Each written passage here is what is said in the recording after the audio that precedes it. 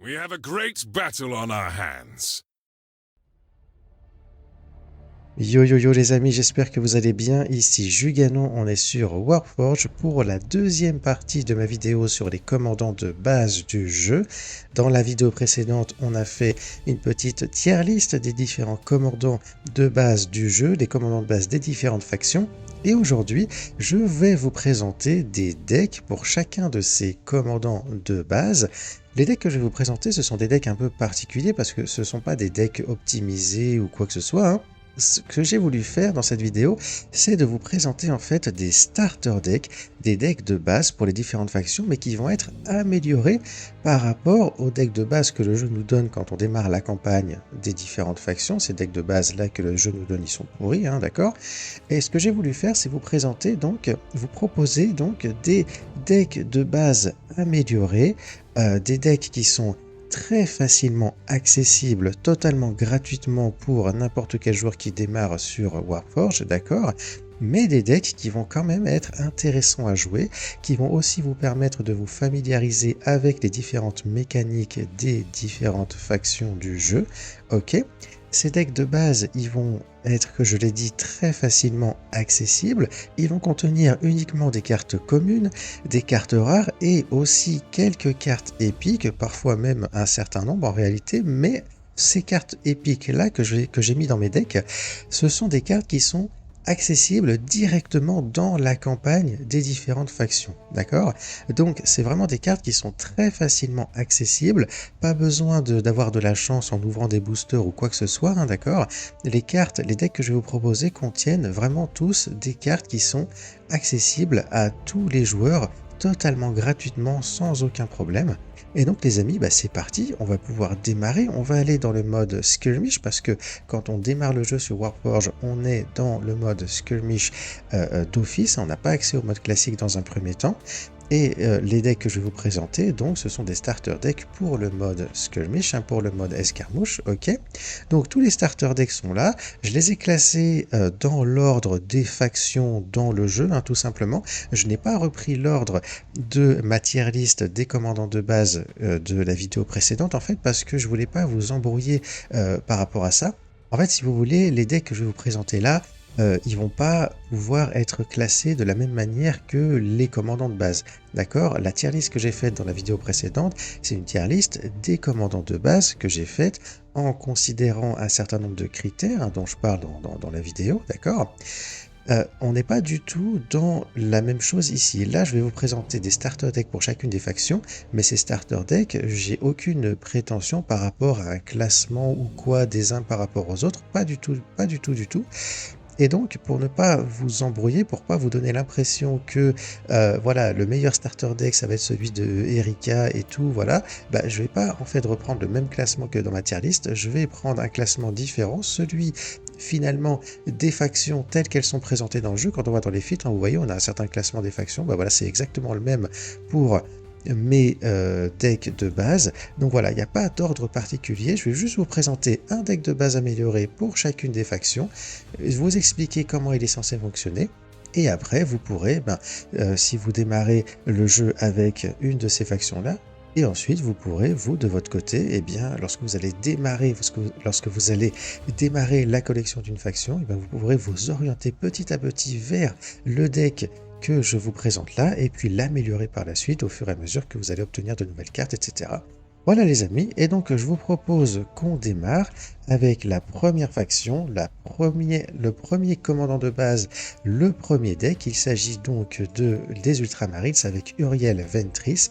Et donc voilà le deck les amis, le deck de base amélioré que je vous propose. C'est un deck un petit peu du style Tempo Codex, on va dire.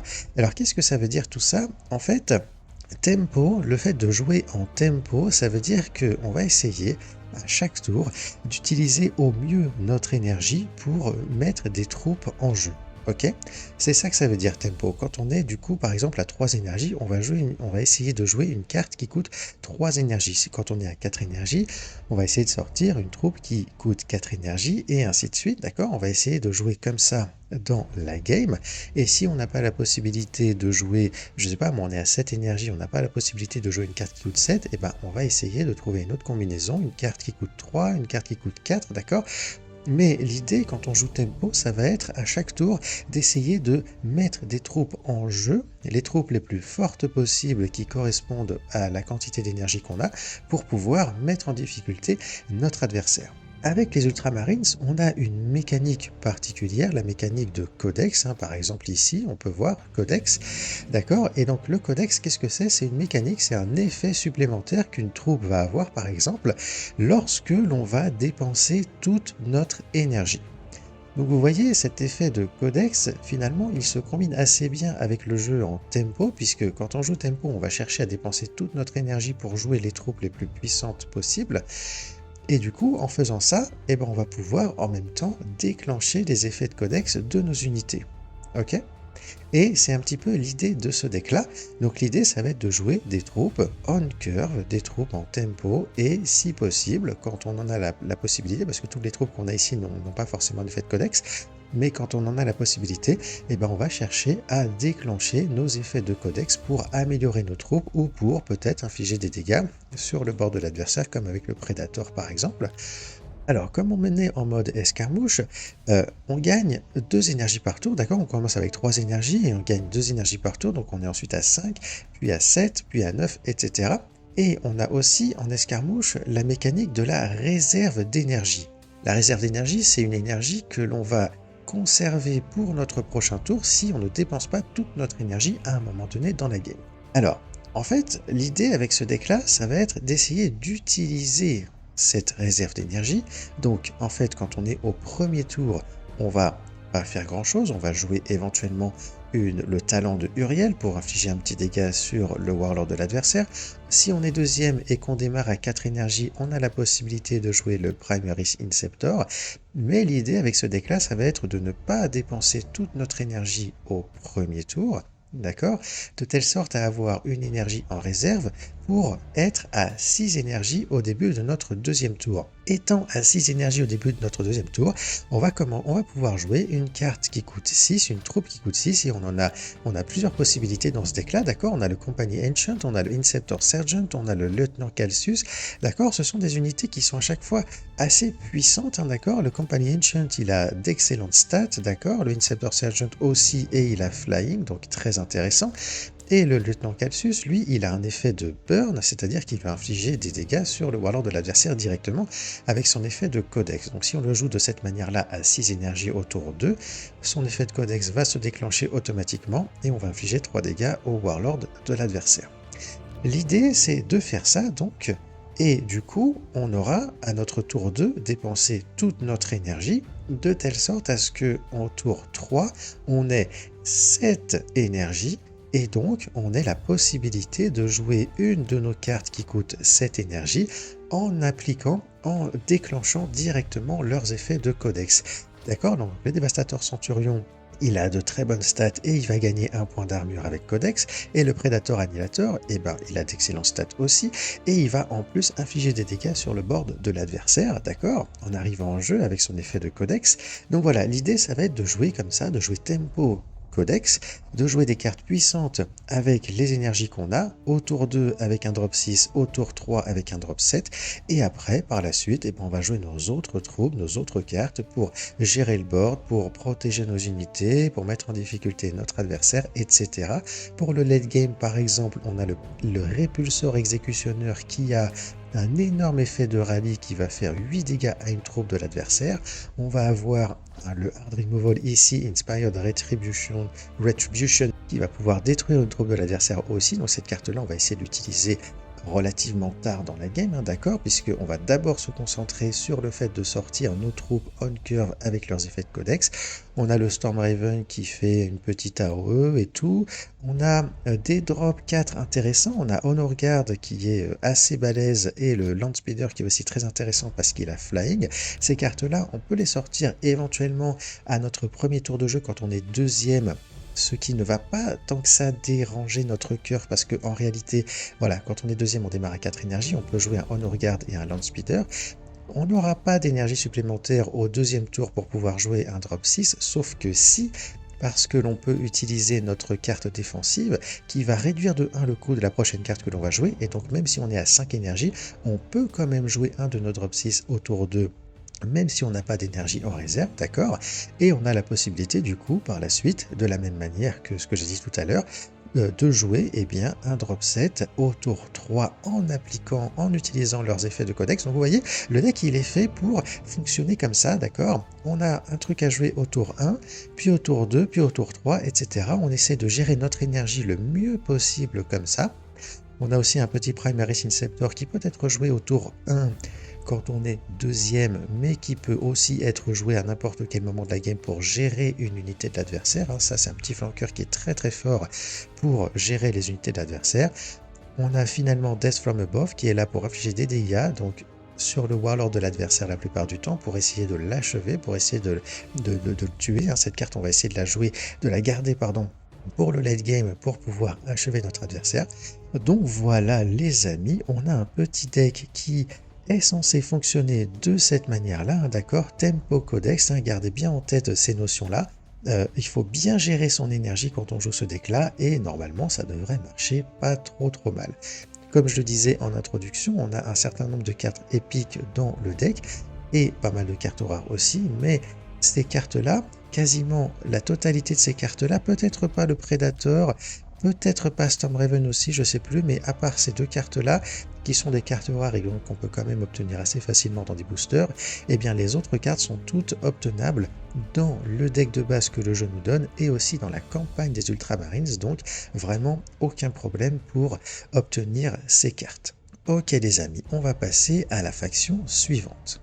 Et donc les amis, voilà, on va parler maintenant des orques, c'est la deuxième faction qui arrive dans le jeu juste après les Ultramarines. Les orques vont jouer avec Gruk Face Ripa, d'accord?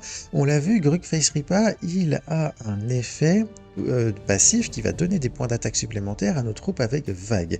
Et on a un talent qui peut aussi nous permettre de piocher des troupes et de leur donner des points d'attaque en mêlée en plus. Et donc, ce qu'on va chercher à faire dans ce starter deck amélioré que je vous propose, les amis, c'est d'abuser un petit peu de ces effets. On va essayer de profiter au maximum des effets de Gruk, et donc on va chercher à jouer des unités avec Vague, ok, et on va jouer en fait un style de jeu ici qu'on appelle Go Wide, c'est-à-dire qu'on va chercher à remplir le terrain de plein de petites unités, et on va essayer de profiter du fait d'avoir plein de petites unités en jeu pour faire des combos, pour déclencher des effets spéciaux, etc. Comment ça marche? Alors en termes de troupes, déjà on va avoir le grotte que j'ai mis en x2 ici, on en a un dans le deck de base des orques, mais on peut en avoir un deuxième assez facilement puisque c'est une carte commune qu'on va obtenir dans les boosters. Donc le grotte c'est une carte qui a Tide, qui a Vague, d'accord? Vague 2, ça veut dire qu'on peut le jouer 3 fois pendant le même tour, d'accord? Et c'est ce qu'on va chercher à faire à chaque fois, d'accord? Dès le premier tour de jeu par exemple en mode escarmouche, on a 3 énergies, donc on peut jouer triple grotte directement, ok? Les grottes sont des petites unités qui sont pas très fortes, mais qui vont à chaque fois avoir un point d'attaque supplémentaire grâce à l'effet passif de Gruk. Donc c'est des cartes qui sont quand même pas totalement inintéressantes. Avec 3 grottes, on peut faire 6 points de dégâts, c'est quand même pas mal du tout.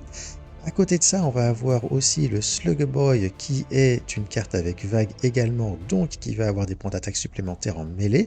Cette carte-là, elle a 2 énergies, elle a Vague 1, ça veut dire qu'on peut la jouer en 2 exemplaires 4 énergies, quand on est deuxième par exemple en skirmish lors de notre premier tour, ou sinon pourquoi pas en étant premier à notre deuxième tour, d'accord, c'est aussi une possibilité. On a une autre carte qui fonctionne de la même manière, c'est le Thumbgun Beast Snaga, d'accord? Donc il a vague 1 également, il coûte 2 énergies également, et il a des stats un peu différentes. Il peut obtenir place avec un effet de mob, hein, qu'on va utiliser pas mal dans ce type de deck là, donc c'est une carte qui est aussi assez intéressante. On a une dernière carte, alors non, on a le Gretching Mob, qui est une carte qui coûte 4 énergies et qui va invoquer 3 grottes, un petit peu comme si on jouait un grotte comme ça, sauf que ça va coûter une énergie de plus, sauf que en fait nos grottes qu'on va invoquer de cette manière vont avoir Vanguard, donc on a une carte qui nous permet de remplir le bord de petites troupes, mais qui en plus nous permet de nous donne un petit peu de protection avec cet effet de Vanguard, et leurs grottes ici aussi vont avoir plus 1 d'attaque parce qu'ils ont tous vague 2, ok. Et finalement, on a une dernière carte donc avec vague, c'est le Squeakhog Boys. Donc celui-là, il n'est pas dans le deck de départ, hein, parce que c'est une carte qui a été ajoutée assez récemment dans le jeu, mais c'est une carte commune, donc assez facilement obtenable, d'accord? Et donc cette carte-là, ce qui est cool avec elle, c'est que déjà, quand on n'a aucune troupe en jeu, c'est un flanqueur, donc c'est une carte qu'on va devoir utiliser de cette manière-là, hein. On va seulement la sortir si on est un petit peu en difficulté et tout, on n'a rien en jeu, hop, on envoie le Squeak Boys pour avoir flank et taper sur les troupes de l'adversaire. Et il a Tide 2, ça veut dire qu'on peut éventuellement le jouer en plusieurs exemplaires en late game, mais ça veut dire aussi qu'il va avoir un point d'attaque supplémentaire grâce à l'effet passif de Gruk, et ça c'est super cool les amis. Ok, donc on a un certain nombre d'unités, comme vous l'avez vu, on a un certain nombre de petites unités qu'on va pouvoir jouer en early game, et l'intérêt de ces différentes unités, en fait, après, ça va être de les combiner avec des cartes qui ont des effets de mob, par exemple, qui vont s'activer donc à chaque fois qu'on va faire une attaque en mêlée avec l'une de nos unités, ou alors d'autres cartes qui vont juste avoir des effets qui synergisent avec le fait d'avoir plusieurs troupes en jeu. Donc la première unité de ce type là qu'on a, c'est le Shootaboy. Le Shootaboy, il a un effet de mob donc qui se déclenche à chaque fois qu'on attaque en mêlée et qui va infliger 1 à 2 dégâts sur un ennemi aléatoire. Donc en fait l'idée avec ce deck là, vous voyez, ça va être dans un premier temps de jouer des grottes, de jouer des Slugboy et tout, et ensuite, alors comme on en joue plusieurs en même temps, l'adversaire va avoir du mal à les gérer, et du coup ce qu'on va pouvoir faire par la suite, c'est jouer Shootaboy et ensuite attaquer avec toutes nos petites unités pour faire un maximum de dégâts sur le board de l'adversaire. On a une autre carte qui synergise avec le fait d'avoir des troupes en jeu, c'est le Deathgun Luta. Donc lui, il fonctionne un peu différemment puisque à la place d'attaquer, en fait, c'est quand une troupe va mourir qu'il va infliger 2 dégâts à un ennemi aléatoire. Ça marche avec nos propres troupes, mais ça marche aussi avec les troupes de l'adversaire. Dès qu'il y a quelque chose qui meurt, il va infliger 2 dégâts sur une unité ennemie aléatoire, et donc là, on a une autre source de dégâts assez balèze, assez impressionnante. Et finalement, on a le Death Dread qui arrive un petit peu plus tard dans la game, qui va avoir un effet similaire au Shootaboy, d'accord, mob, inflige 1 à 3 dégâts cette fois-ci à une unité ennemie aléatoire. Dernière carte qu'on a qui synergise avec le fait d'avoir pas mal de petites troupes, c'est Hard as Nails. Hard as Nails va donner 2 points de vie à toutes nos unités, donc vous voyez c'est une carte là qui peut être très très forte dans un deck comme ça, puisque on peut par exemple jouer d'un seul coup, voilà, si on est à 5 énergies autour d'eux, on joue 3 grottes, ok, on joue ensuite Hard as Nails et on se retrouve directement avec un board vraiment pas si facile que ça à gérer pour notre adversaire, avec 3 petits grottes qui ont 4 points de vie chacun, c'est vraiment pas rien. Si jamais on est deuxième, on a la possibilité en plus de jouer cette carte défensive qui va nous invoquer 2 grottes supplémentaires pour 0 énergie, super intéressant tout ça. Vous voyez là, on a pas mal de cartes qui sont là pour se combiner avec toutes les petites troupes qu'on va avoir en jeu en early game. Et donc voilà les amis, j'ai pas de conseils particuliers à vous donner par rapport à la cœur, par rapport à la gestion d'énergie, hein. C'est à vous de voir comment vous gérez votre énergie avec ce deck là, mais l'idée ça va être d'essayer d'être le plus efficace possible quand même quand on va jouer nos troupes, d'accord. Donc au tour 1 à 3 énergies, on joue un grotte en x3 par exemple, ou alors on utilise le talent de Gruk Face Reaper pour piocher une carte. Au tour d'après, on peut commencer à envoyer des grottes ou alors des Slugboy, et éventuellement on peut utiliser Hard as Nails pour les renforcer. Au tour d'après, on peut envoyer peut-être un Death Dread ou alors double Shota Boy puisqu'on sera à 6 à 7 énergies à ce moment-là pour pouvoir infliger un max de dégâts sur le board de l'adversaire. Donc voilà, c'est comme ça que ça fonctionne les amis. On remplit le board, on joue nos troupes avec des effets spéciaux et on attaque et on essaye d'écraser notre adversaire de cette manière. Une petite carte qu'on a en plus ici, c'est le No Mucking About. C'est un hard removal, hein, le meilleur du jeu. Un hard removal qui va détruire une troupe ennemie aléatoire. Donc il faut faire attention avec cette carte-là. Il faut la jouer. Il ne faut pas la jouer de n'importe comment. Il faut la jouer seulement quand il y a une seule troupe sur le bord de l'adversaire qui nous pose problème. Dans ce cas-là, on joue No Mucking About et on est sûr de détruire cette carte-là, d'accord? Sinon, voilà. Donc c'est une carte qui est là pour nous sortir de situations compliquées éventuellement à un moment donné. Ok les amis, voilà donc pour le deck Orc avec Gruk Face Ripa. Et donc on va pouvoir passer à la faction suivante, les Eldar. Et donc là on a Medrial Gaeline, on l'avait vu dans la vidéo précédente, elle a un talent Medrial qui met en jeu des Storm Guardian. Donc on a un Warlord ici qui va pouvoir jouer un style aggro tempo, d'accord? Donc on est dans cette idée de tempo comme avec Uriel où on va essayer de jouer des troupes à chaque tour en utilisant au mieux notre énergie, sauf que là on est en mode aggro tempo, c'est-à-dire qu'on va plutôt jouer des petites troupes, en fait on va jouer pas mal de petites troupes, on va essayer de les booster et on va essayer d'attaquer, d'être agressif envers le commandant de l'adversaire. Comment on fait ça? Eh bien on fait ça grâce à une carte notamment qui est le Warlock. Alors il y en a un dans le deck de base il me semble, ou dans la campagne, je sais plus exactement, des Eldar. Le deuxième, il va falloir l'obtenir dans des boosters, mais je pense que c'est important d'en avoir deux. C'est une carte qui est vraiment très intéressante pour ce deck-là et pour Medrial de manière générale. Warlock, qu'est-ce qu'il nous dit? Donc c'est une 2-2-2 pour 2, ok, qui a Waystone, mais qui a surtout un effet qui va utiliser une Spirit Stone pour donner plus 1 point d'attaque en range et plus 1 point de vie à toutes nos troupes. Donc vous voyez, ce qu'on va chercher à faire avec Medrial, c'est exactement ça, c'est qu'on va jouer des troupes, donc avec son talent et avec donc voilà, toutes les petites troupes qu'on a dans notre deck ici, et on va booster notre board avec le Warlock pour avoir un board solide, pour avoir un board qui tape fort en range attack, et on va essayer de jouer agressif et de tuer notre adversaire le plus rapidement possible de cette manière.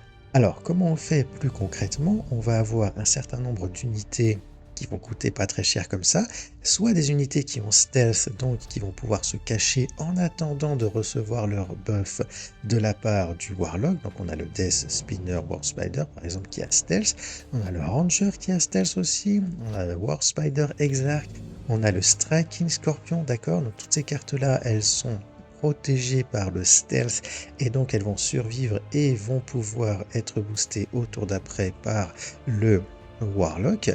Et on a à côté de ça des flanqueurs pour nous aider à gérer aussi le board de notre adversaire. Donc on a le Death Spinner qui peut avoir flank si on a une Spirit Stone à dépenser. On a le Wind Rider qui est un excellent flanqueur les amis, avec son Shuriken 2, il peut achever des unités de l'adversaire sans prendre de dégâts de contre-attaque. On a le Shroud Runner qui est un sniper, hein, donc très intéressant aussi. Et on a la Rolling Banshee qui est un flanqueur également et qui va aussi stun une unité de l'adversaire. Donc voilà, plein d'unités très intéressantes. Et à côté de tout ça, les amis, on va avoir un petit peu de burn avec la Eldritch Storm qu'on va essayer d'utiliser avec les 2 Spirit Stones pour pouvoir doubler son effet. Donc ça nous sert à détruire le board de l'adversaire tout en faisant plein de dégâts sur le commandant de l'adversaire. Et après, en mid-late game, on va avoir quelques options supplémentaires. On a le Spirit Seer qui est très intéressant en termes de tempo parce que déjà c'est une 5-5-5 pour 5, donc c'est pas mal du tout. Et en plus de ça, si on a 2 Spirit Stone, elle va nous invoquer un petit défenseur, un petit Wraith Guard qui a Vanguard, ok. Et pour le late game, les amis, j'ai mis un exemplaire de Wraith Knight, une troupe absolument immense, absolument super balèze.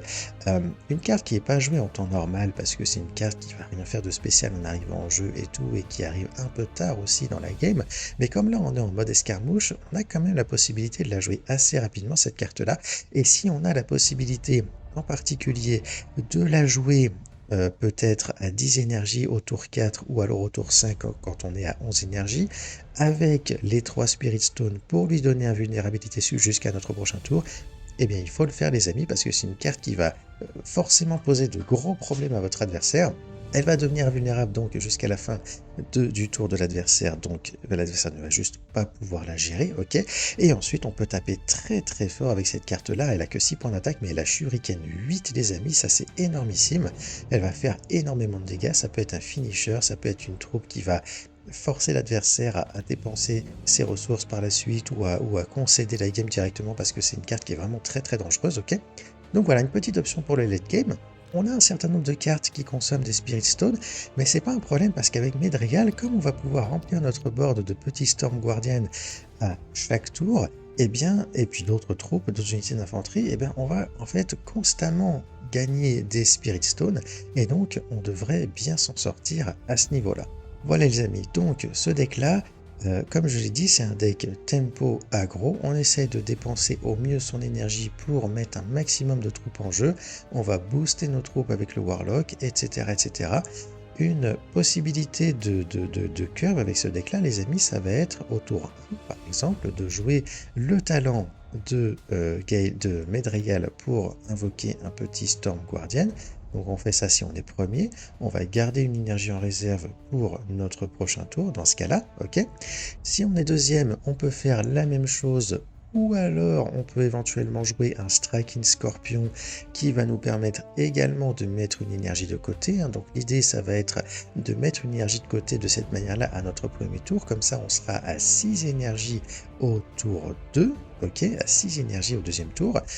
Grâce à notre Storm Guardian ou grâce à notre Striking Scorpion, l'idée ça va être de récupérer une Spirit Stone et ensuite à notre tour 2, donc on peut envoyer un War Spider Exarch ou un Rancher.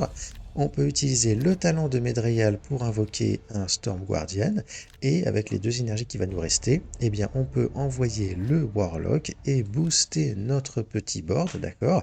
Donc ça c'est aussi une possibilité de gameplay assez intéressante à mon avis. Et ensuite, dans les tours qui arrivent derrière, on va continuer à mettre des troupes en jeu, on va continuer à essayer de les booster avec le Warlock. On a le Spirit Seer qui peut nous apporter pas mal de présence sur le board, et on va petit à petit se diriger vers le late game où on va chercher à jouer notre Wraith Knight pour mettre fin à la game. Voilà les amis comment le deck est censé fonctionner. Je pense que c'est un deck qui est assez intéressant, qui peut gagner des games, hein, d'accord. Et donc voilà ce que je vous propose pour le starter deck des Eldar. Ok les amis, je vous propose de passer au Necron, la faction suivante dans notre liste des starter decks améliorés. Les Necrons, c'est une faction qui est très intéressante. C'est pas la faction la plus facile à prendre en main, mais c'est une faction qui est vachement intéressante par les différentes mécaniques qu'elle a, en particulier la mécanique de réanimation qui est exclusive à cette faction-là. Et on a une faction qui utilise aussi pas mal la mécanique de artifice. Donc artifice en fait c'est un effet qui va se déclencher à chaque fois que l'on va jouer un stratagème, d'accord. C'est une mécanique qui est très présente chez les Necrons et on va voir ici dans le deck on a un certain nombre de cartes qui utilisent cet effet là, d'accord. Alors on a Nemesor qui est capable d'invoquer avec son talent des petits Necron Warriors qui sont des 2/2 avec Vanguard et avec Remnant aussi. Donc l'idée ici ça va être de jouer à nouveau tempo, puisqu'on a la capacité avec Nemesor de jouer des troupes sur le terrain à chaque tour, sauf que cette fois-ci on va pas être en mode aggro, on va plutôt être en mode tempo mid-range, d'accord, tempo réanimation j'ai envie de dire aussi. L'idée avec ce deck là ça va être de jouer voilà, des cartes à chaque tour, des troupes à chaque tour, toujours pareil en utilisant au mieux notre énergie, sauf que là, voilà, on va pas jouer agressif, on va se contenter de mettre des troupes de plus en plus fortes à chaque tour pour que notre adversaire soit mis en difficulté, et on va essayer de faire ça jusqu'à ce que notre adversaire n'arrive plus à gérer, et à ce moment-là, on pourra prendre le dessus dans la game et aller chercher la victoire. Et en fait, la mécanique de réanimation nous permet de faire ça particulièrement bien les amis, parce que la réanimation, comment ça marche? En fait voilà, on a par exemple, je sais pas moi, on a le Lich Guard, ok, ou alors on a le Phalanx, tu vois, les Phalanx c'est un bon exemple. Les Phalanx c'est une troupe qui est assez solide déjà de base, 3-7-7 pour 6 énergies, c'est cool, régénération 1, ok, très bien, elle va se soigner à la fin de chaque tour si elle a perdu des points de vie, et elle a un effet de réanimation. De Remnant, pardon, de Remnant. Ça veut dire que quand elle va mourir, cette carte-là, elle va laisser quelque chose sur le terrain, et si cette chose-là n'est pas détruite immédiatement par notre adversaire, alors on va avoir la possibilité de réanimer cette troupe. Réanimer une troupe, c'est quelque chose qui se fait assez facilement, c'est quasiment gratuit, d'accord? On a Réanimation Protocole qui fait ça pour une énergie seulement, on a le Technomancer qui fait ça avec un effet d'artifice, donc voilà, on a le Technomancer en jeu et on joue un stratagème à côté, n'importe quel stratagème, ça marchera même avec notre carte défensive qui coûte 0 énergie, pour aller réanimer une troupe alliée, et donc vous voyez, assez facilement, quasiment gratuitement, on peut réanimer une troupe aussi puissante que le Immortal Phalanx, et donc en termes de tempo, c'est super balèze en fait comme play. D'accord? Et en plus de ça, le Immortal Phalanx, il a cette capacité spéciale qui fait que quand on le réanime, on va invoquer une copie de lui en plus. Donc ce gars-là, si vous arrivez à le jouer et à le réanimer, les amis, vous allez forcément prendre un avantage considérable sur votre adversaire sur le board, puisque vous allez avoir du coup plusieurs exemplaires de Immortal Phalanx, et voilà, et ça va faire très très mal. Alors, en termes de troupes, qu'est-ce qu'on a? Donc, on a forcément, on l'a vu, le talent de Nemesor qui peut invoquer des Necron Warriors. Donc, quand on n'a pas forcément la possibilité de jouer une troupe on curve, on va jouer le talent de Nemesor et on va jouer d'autres cartes à côté. Mais par contre, si on a la possibilité de jouer une troupe on curve, alors c'est ce qu'on va privilégier, hein, d'accord? Donc, par exemple, au tour 1, quand on est premier, si on a le Triarch Praetorian dans la main, on va le jouer, d'accord? Parce que c'est une carte intéressante, c'est une carte qui a de bonnes stats et tout, donc voilà, on va la jouer. L'adversaire va essayer de la gérer, et de la même manière que pour la plupart de nos troupes, s'il ne la gère pas complètement, s'il n'élimine pas le Remnant, on va pouvoir la réanimer derrière, donc vous voyez, on a toutes nos troupes qui vont avoir cet effet-là, ok? Donc voilà, au tour 1, on peut jouer éventuellement le Triarch Praetorian. Au tour 2, on va pouvoir jouer éventuellement le Psychomancer, qui est une troupe intéressante, qui a de bonnes stats et qui va stun un ennemi en arrivant en jeu, d'accord? Qu'est-ce qu'on a d'autre comme possibilité? On a Inescapable Retribution, donc ce n'est pas une troupe, c'est un stratagème, mais c'est un stratagème qui va invoquer 2 Tombblade, qui sont des petites unités avec flanqueur, mais c'est pas forcément une carte de gestion, d'accord? Inescapable Retribution, on peut éventuellement la jouer comme une carte de gestion pour avoir 2 flanqueurs qui font attaquer les troupes de l'adversaire, mais on peut aussi jouer cette carte comme une carte de tempo, d'accord? Pour 5 énergies, on obtient 2 cartes 1-3-3 avec Flying, c'est assez intéressant, d'accord, comme play en termes de tempo. On a également le Lich Guard pour 5 énergies, qui est une carte très très solide, d'accord, avec ses 2 points d'armure, et qui peut être réanimé également, ok. On a Immortal Phalanx à 6 énergies, on a, et c'est tout, ok. On a le Doomstalker à 8 énergies, alors lui il n'a pas réanimation, je l'ai mis dans le deck parce que c'est quand même une troupe assez solide, hein, qui a de bonnes stats par rapport à son coût, et qui va infliger plein de dégâts sur le bord de l'adversaire, parce qu'à chaque fois qu'une unité adversaire va attaquer, y compris pour l'attaquer lui-même, lui le Doomstalker, et cette unité-là va prendre 2 à 3 dégâts supplémentaires dans la gueule, donc voilà, c'est une carte qui est quand même assez intéressante. Et j'en ai pas encore parlé, on a la Ghost Arc pour le late game également. Cette carte-là, elle est vachement intéressante avec Nemesor parce que, en fait, voilà, c'est une troupe qui a de bonnes stats, 5-5-9 avec Flying pour 7 énergies, très bien. Et c'est une troupe qui a un effet d'artifice qui va invoquer des Necron Warriors comme le talent de Nemesor. Et donc l'idée avec cette carte-là, par exemple, ça va être de la jouer à 9 énergies. Donc on paye 7 et il nous reste 2. On utilise alors le talent de Nemesor pour invoquer un Necron Warrior, et grâce à l'effet d'artifice de la Ghost Arc, on va déployer un deuxième Necron Warrior, et ça va rendre la tâche très difficile à notre adversaire pour pouvoir gérer notre Ghost Arc qui sera protégé par 2 petites unités avec Vanguard, d'accord? Notre Warlord sera protégé aussi d'ailleurs de cette manière-là, et donc c'est une troupe qui est assez intéressante avec Nemesor. En plus de ça, les amis, si l'adversaire n'arrive pas à gérer notre Ghost Arc, au prochain tour, on aura accès à son talent qui est tout simplement la carte Réanimation qui va nous permettre pour une énergie de réanimer nos Necron Warriors. Et en plus de ça, comme c'est un stratagème, ça va aussi déclencher l'effet d'artifice de notre Ghost Arc, et donc on va pouvoir snowball et invoquer plein de petits Necron Warriors, et là ça va vraiment devenir très compliqué à gérer pour notre adversaire. Donc voilà les amis, une carte très intéressante dans ce deck là. Et donc voilà, l'idée ça va être, encore une fois, je le répète mais c'est important, d'utiliser au mieux notre énergie pour jouer le plus efficacement possible nos troupes. Mais attention, il ne faut pas forcément jouer la meilleure carte possible à chaque tour. C'est peut-être un petit peu contre-intuitif, mais ce que je veux dire par là, c'est qu'il y a la mécanique de réserve d'énergie qui est présente dans le mode escarmouche et il faut s'en servir de cette mécanique-là, d'accord?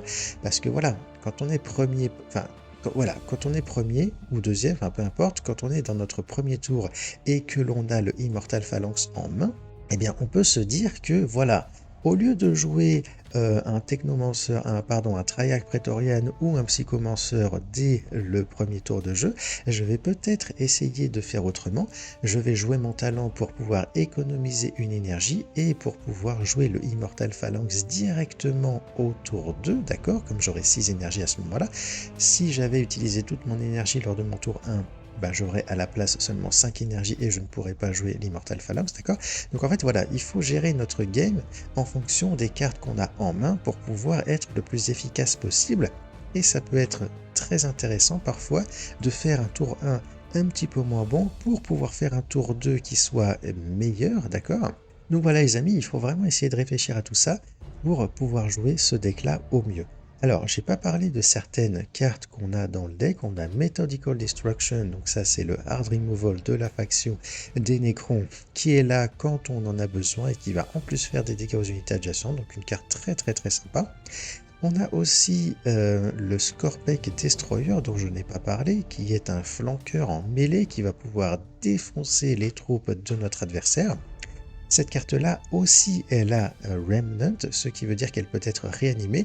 Et si jamais vous faites ça, les amis, si vous jouez le Skorpek Destroyer, que vous attaquez une unité de l'adversaire et que celui-là donc est détruit, vous pouvez donc le réanimer et vous pouvez attaquer directement à nouveau avec lui parce qu'il aura toujours son flanc, d'accord? Et donc en fait, cette carte-là, c'est potentiellement un énorme removal, ça peut potentiellement défoncer tout le board de l'adversaire, puisqu'on peut le réanimer, et bien potentiellement autant de fois que l'on veut, si on a les cartes de réanimation qui vont, hein, bien entendu. On joue le Skorpek Destroyer, on attaque, il est détruit, hop, on le réanime, on attaque, il est détruit à nouveau. Si on a un talent comme ça en main, on peut à nouveau le réanimer et attaquer à nouveau. Vous voyez, c'est une carte qui peut très bien fonctionner de cette manière, et c'est exactement la même chose avec les Tombblade qui sont invoqués par Inescapable Retribution. On a aussi des flanqueurs ici qui peuvent être réanimés, donc vous voyez, on a la possibilité de faire des petits combos très intéressants comme ça. Et justement, pour réanimer nos troupes, qu'est-ce qu'on peut faire? Eh bien, on a un exemplaire de réanimation protocole déjà dans le deck, ok? On a aussi le Technomancer qui est très intéressant parce que, en fait, il réanime nos unités avec son effet d'artifice, donc ça veut dire qu'on le joue. Ensuite, on utilise des stratagèmes, et à chaque fois qu'on va utiliser un stratagème, eh bien, on va réanimer une de nos unités. On peut utiliser comme alors on n'a pas beaucoup de stratagèmes dans le deck, mais on a la carte défensive qui est là quand on est deuxième, qui coûte 0 énergie, qui peut aussi nous donner un deuxième stratagème si on arrive à détruire une troupe de l'adversaire avec le 1 dégât de l'obélisque, d'accord? Donc ça, ce sont des munitions pour nos unités avec artifice, et on a aussi bien entendu le talent de Nemesor qui fonctionne parfaitement bien comme un stratagème pour déclencher les artifices de nos unités, y compris du Technomancer. On a une troisième carte qui permet de faire de la réanimation dans le deck, c'est le Canoptech Reanimator. Donc lui, en fait, on le joue et en arrivant en jeu avec son effet de rallye, il va nous réanimer une unité. Et en plus de ça, si jamais il survit, eh bien il va pouvoir nous donner cette carte-là réanimation avec qui est son talent, et qui va nous permettre de réanimer davantage de nos troupes. Donc vous voyez, on a pas mal d'options de réanimation, et donc les amis, c'est exactement ce qu'on va chercher à faire. On va jouer tempo et on va essayer d'accentuer ce tempo en réanimant possiblement nos troupes les plus puissantes, hein, d'accord? C'est pas forcément très utile de réanimer des Necron Warriors dès qu'on en a la possibilité, d'accord? Il faut plutôt essayer de dépenser nos ressources de réanimation sur des cartes plus intéressantes, hein, le Praetorian, le Psychomancer, les Removal, pourquoi pas le Lichguard ou le Immortal Phalanx, hein, qui sont très intéressants à réanimer également. Voilà les amis, le deck Nemesor, starter amélioré, tempo, réanimation, et on va pouvoir passer à la faction suivante. Ok les amis, on enchaîne avec la Black Legion et avec Arcane World Claimer. Alors, ce Warlord là, hein, d'accord, c'est un Warlord que j'ai mis vraiment tout en bas de mon classement des commandants de base dans la vidéo précédente, mais malgré tout, et c'est d'ailleurs pour ça que j'ai pas voulu classer les decks de la même manière, malgré tout, donc, je pense que ce deck là, eh ben, il est pas si mauvais que ça les amis, parce qu'on a quand même accès, quand on démarre le jeu, avec la Black Legion, on a quand même accès à des cartes assez intéressantes, hein, des cartes qui sont très très fortes les amis, et donc on va regarder ça un petit peu en détail. Donc quand on joue la Black Legion les amis, encore une fois, mais bon c'est souvent le cas dans ce jeu, hein, dans Warforged, on va jouer tempo les amis, d'accord? C'est comme ça qu'on fait pour jouer de la manière la plus efficace possible. On va jouer tempo, c'est-à-dire que, eh bien encore une fois, hein, je le répète, on va chercher à chaque tour à invoquer des troupes de plus en plus puissantes en utilisant au mieux notre énergie, ok? Et donc ce deck-là nous permet de jouer encore une fois ce style de jeu et ça marche particulièrement bien avec la Black Legion parce que dans la Black Legion on a des troupes qui sont vraiment très très fortes pour le coup. La première troupe qu'on va regarder ensemble c'est celle qui est en x2 dans ce deck là, le Chosen. C'est une carte commune mais c'est une carte qui est vraiment très très forte. Elle a l'air de rien comme ça, c'est juste une 4-4-4 pour 4, sauf que, elle a un effet de rallye et elle va obtenir un Dark Pact dès qu'elle va arriver en jeu. Et un Dark Pact, qu'est-ce que c'est? On ne peut pas les voir, les différents Dark Pacts ici. Donc ce sont des bonus qu'on va pouvoir donner à nos unités. Et il y en a un en particulier de bonus qui est particulièrement intéressant à donner à nos unités de manière générale. Et sur le Chosen en particulier, c'est le Dark Pact of Fate, qui va donner plus de points de vie à notre Chosen et camouflage. Cet effet-là, il est extrêmement fort parce que, qu'est-ce que ça veut dire? Ça veut dire que pour 4 énergies seulement, on va avoir une 4-4-6 avec camouflage, donc qui ne va pas pouvoir être ciblé par les stratagèmes de l'adversaire. Et donc c'est une troupe qui est ultra balèze, ultra solide pour 4 énergies seulement. Une unité qu'on peut jouer dès notre premier tour quand on est deuxième, les amis. C'est vraiment une carte qui est très intéressante. Et donc, en x2, dans ce deck-là, évidemment, qu'est-ce qu'on a d'autre comme troupe intéressante dans le deck? On va avoir le Warp Talon qui coûte aussi 4 énergies. Ce qui est intéressant avec lui, c'est qu'il a beaucoup de points d'attaque et la stealth, donc il va rester caché pendant un tour. L'adversaire ne va pas pouvoir le gérer, d'accord? Ensuite, on a le Bringer of Decay pour 5 énergies qui a des stats un peu moins bonnes, mais un effet d'invulnérabilité sur toutes les unités ennemies qui est très intéressant, qui peut nous permettre de faire très mal sur le board de l'adversaire. D'ailleurs, cet effet-là se combine très bien avec l'effet de Blast que le talent de Arcane va lui donner, d'accord? Notre Warlord obtient Blast 2, ça veut dire qu'il est capable d'infliger 2 dégâts sur 3 unités de l'adversaire. Et si on a le Bringer of Decay en jeu, on va infliger un dégât supplémentaire à chacune de ces unités qu'on aura touchées avec notre attaque, d'accord? En termes de troupes, on a par la suite le Hellbrute qui est énormissime les amis pour 7 énergies, 6, 7 avec armure 2, une carte très difficile à gérer avec un petit effet passif qui va faire des dégâts lorsqu'on va lui donner des Dark Pacts, lorsqu'on va donner des Dark Pacts à nos troupes en jeu, c'est pas forcément lui. Donc voilà, une carte encore très solide. Et on a finalement en late game le Vex Machinator. Donc lui il coûte très cher, hein, il coûte 10 énergies, il a d'énormes stats, mais ça c'est normal hein, parce qu'il coûte très cher. Et il a un effet de rallye qui est intéressant les amis, puisqu'il va infliger 5 dégâts à un ennemi. Ça peut être le commandant de l'adversaire pour l'achever, ça peut être une troupe de l'adversaire aussi pour la détruire, et si jamais l'adversaire a un véhicule en jeu, et que l'on cible ce véhicule, il va être détruit directement. Voilà les amis, donc vous avez vu qu'on n'a pas forcément énormément de troupes dans ce deck là, mais on a des troupes qui sont très puissantes, qui sont très intéressantes, et ces troupes là, on va pouvoir les booster en utilisant la mécanique des Dark Pacts de la Black Legion. Comment on fait ça? Eh bien on a dans notre deck un exemplaire de Abaddon's Chosen, d'accord? pour une énergie, on donne un Dark Pact de notre choix à l'une de nos troupes, d'accord? Donc le Chosen, il a déjà son Dark Pact of Fate en arrivant en jeu, donc ça va pas être une cible privilégiée pour le Abaddon's Chosen.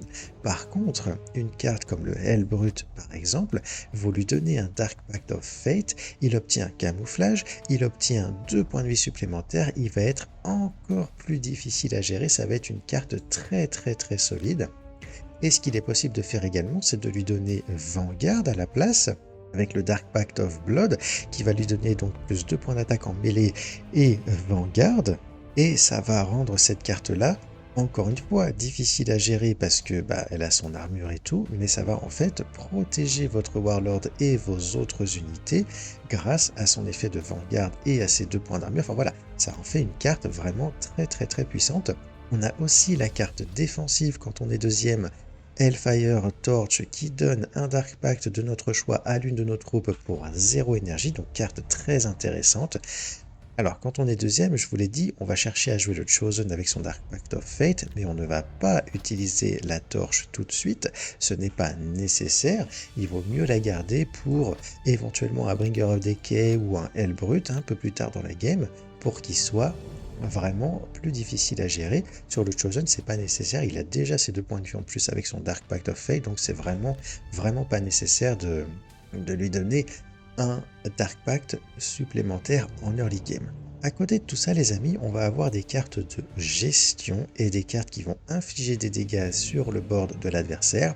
On a Traitor's Aid qui inflige 2 dégâts à tout le monde, voilà, pourquoi pas, enfin c'est déjà une excellente carte.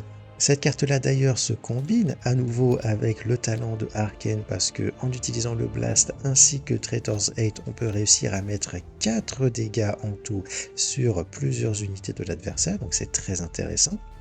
On a le Possessed Marine qui est un petit flanqueur en early game, en mêlée, 4 points d'attaque en mêlée, flanque pour 3 énergies, donc voilà, c'est cool, une petite carte de gestion. On a aussi le Spawndom qui est une excellente carte de la Black Legion, les amis. On invoque un Chaos Spawn pour chaque unité ennemie présente sur le terrain, donc on a beaucoup de dégâts pour gérer le board qui vont apparaître avec ça. On a évidemment encore une fois la possibilité de comboter avec le talent de Arcane pour davantage de dégâts, ou alors avec le Bringer of Decay pour que tous nos petits Chaos Spawn frappent avec 1 point de dégâts supplémentaire, d'accord?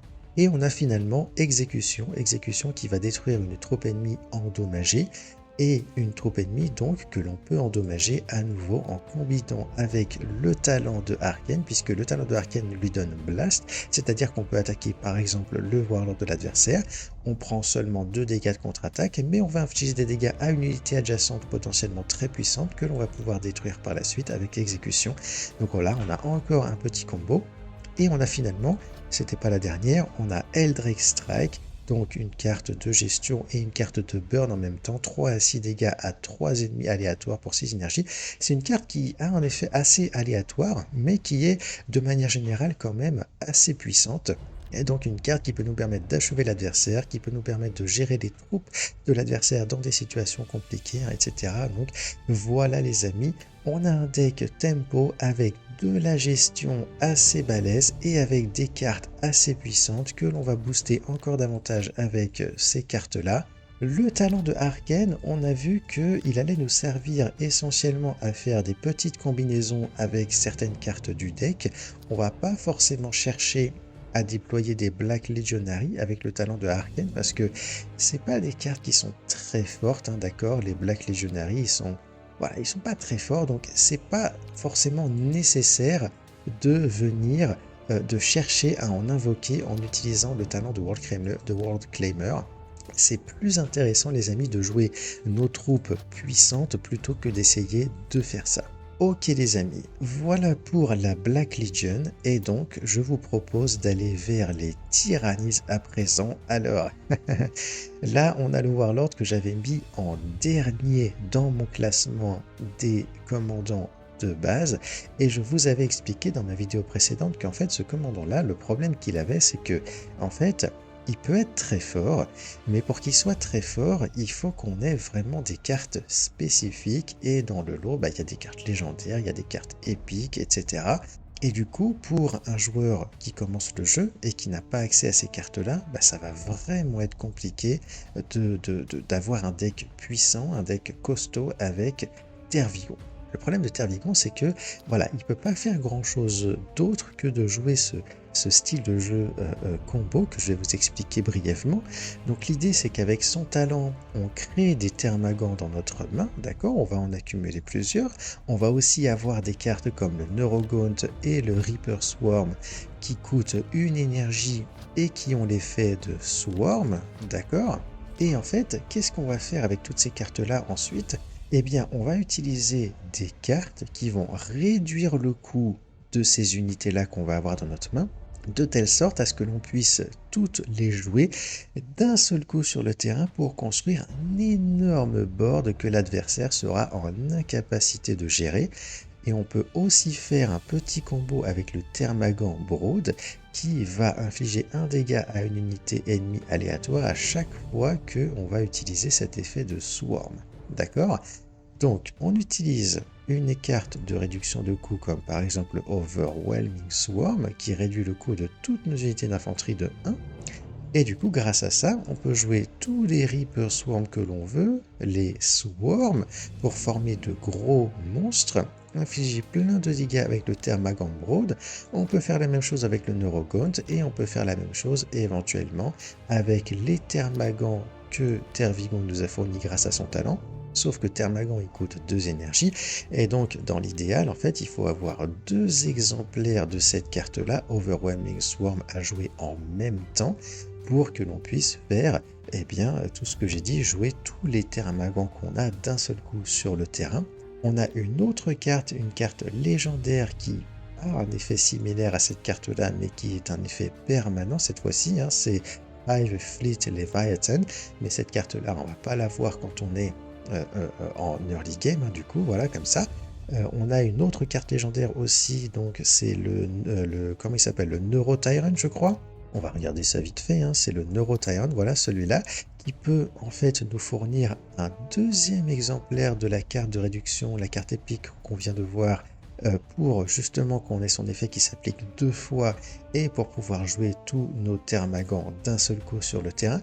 Donc vous voyez, on a des cartes légendaires, Hive Fleet Leviathan c'était celle-ci, hein, d'accord? On a des cartes légendaires qui sont nécessaires du coup pour pouvoir jouer ce deck-là.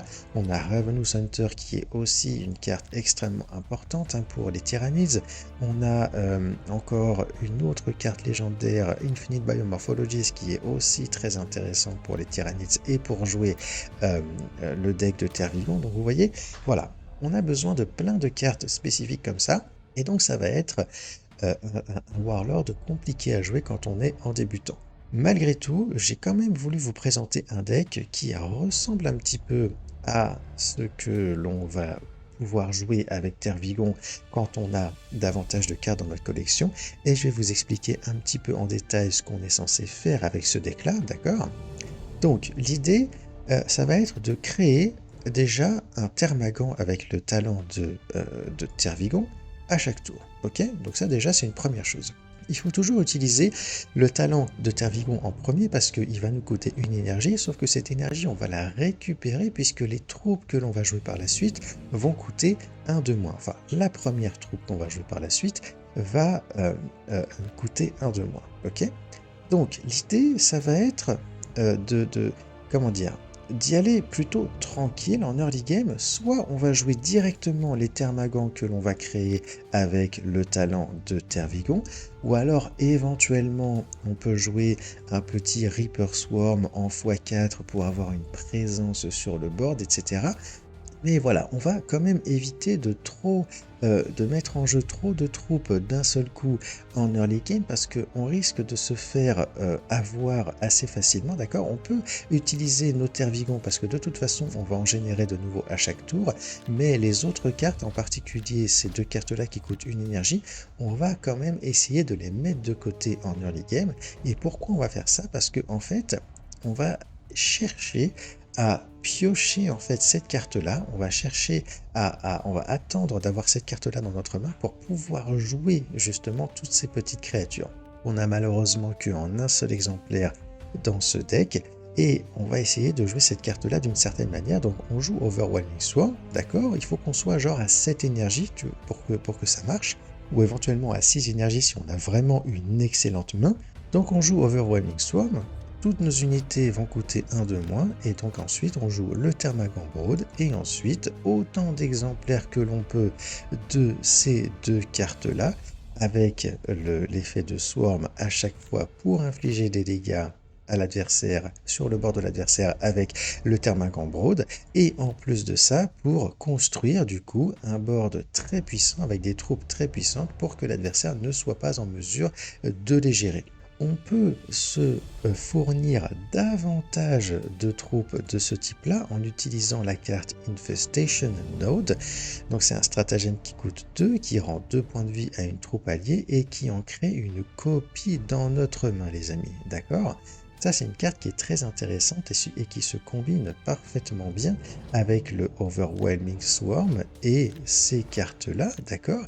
Puisque vous pouvez jouer par exemple, je sais pas moi, 1 ou 2 Reaper Swarm côte à côte, vous jouez un Neurogaunt entre les deux, vous jouez Infestation Node sur le Neurogaunt et vous allez recevoir instantanément dans votre main un exemplaire supplémentaire de Neurogaunt et 2 nouveaux exemplaires de Reaper Swarm, et vous allez pouvoir du coup faire à nouveau du Swarm dans tous les sens et infliger encore plus de dégâts avec le Termagant Brood sur le board de l'adversaire. D'accord? Donc voilà comment c'est censé fonctionner. On joue Overwhelming Swarm, on joue Termagant Brood et ensuite on joue autant de fois que l'on peut ces deux unités-là. On en crée des copies avec Infestation Node, etc. etc. Après, l'idée, ça va être d'essayer de survivre en attendant de piocher le Overwhelming Swarm.